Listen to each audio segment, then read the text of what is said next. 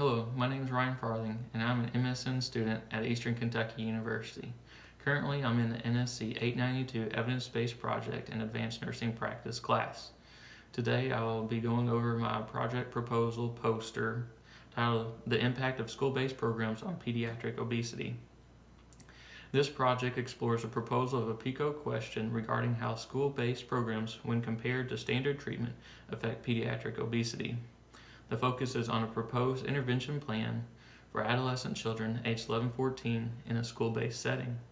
The topic of pediatric obesity is prevalent in the United States and relevant to the advanced practice role of a nurse practitioner. Nurse practitioners have the ability to reach a wide age range of pediatric patients in an outpatient setting. They can use their advanced knowledge and skills to educate patients and their parents on evidence-based practice interventions to prevent and treat pediatric obesity.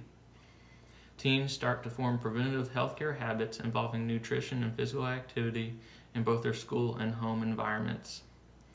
I will now review the 4 studies used to implement and design this project. Amini et al. 2016 evaluated the impact a school-based intervention would have on reducing weight gain in primary school-aged children in Turan over 18 weeks.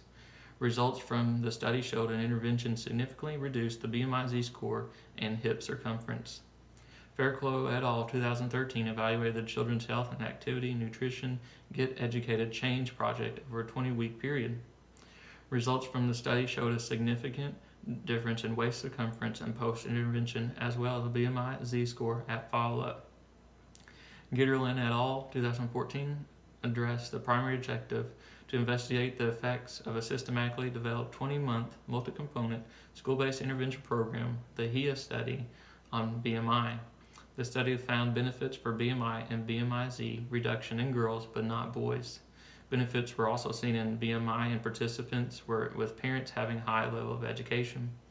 Johnston et al. 2013 evaluated 1 and 2 year outcomes of school-based intervention program that targeted Mexican-American adolescents over a 24-week period. Results showed that the intervention group displayed significantly greater decreases in standardized BMI at 1 and 2 years. The purpose of this project is to implement a school-based intervention program in order to decrease body mass index from pre to post program in participating adolescent children. Measurements will consist of height, weight, and age of the participants. These measurements will take place prior to the start of the program, halfway point, and on the last day of the program by a school registered nurse. Students will be evaluated during the measurement process for need of continued participation. Height will be measured in inches with no shoes on a designated wall for all students. Weight will be measured in pounds by one electronic scale on flat ground with no shoes. Age will be taken from consent forms. The data will then be plugged into the Z-score equation set by the World Health Organization. Participants will be recruited from the general population of students at McNabb Middle School. An initial email and postcard will be sent along with open house information prior to the start of the school year. Students aged 11-14 years of any gender or race will be accepted for participation. Parents will be contacted to verify potential participants are in good health and list any potential health concerns. A booth will be set up during the open house hours prior to the start of school. The research team will be on hand to answer any questions and supply reference information. After completing the required consent and assent form, students will then be measured by the registered nurse. Participants who meet the WHO definition for obesity will remain in the study. Exclusion criteria include students not in the 11 to 14 age group, do not complete the assent and consent forms, are deemed not in good health by a parent, or have potential health risks that will limit participation. Students that do not meet the WHO definition of obesity will also be excluded. During the intervention, students will arrive at school at normal time and complete routine classes consistent with curriculum before lunch. Students will be scheduled daily on 1-hour intervention sessions based on grade level. The physical activity portion will last for 30 minutes. The first 15 minutes will be dedicated to agility exercises, and the remaining 15 minutes will allow students to play an agreed upon game by the research team. Following the exercise portion of the intervention session, students will move from the gym into the classroom setting. The registered dietitian will go over nutrition information in the provided workbook and provide students with applicable homework. There will be a grade given at the end of the program for that semester of school, counting toward general physical education requirements. The control group will participate in the school's standard physical education program in time separate from the intervention group.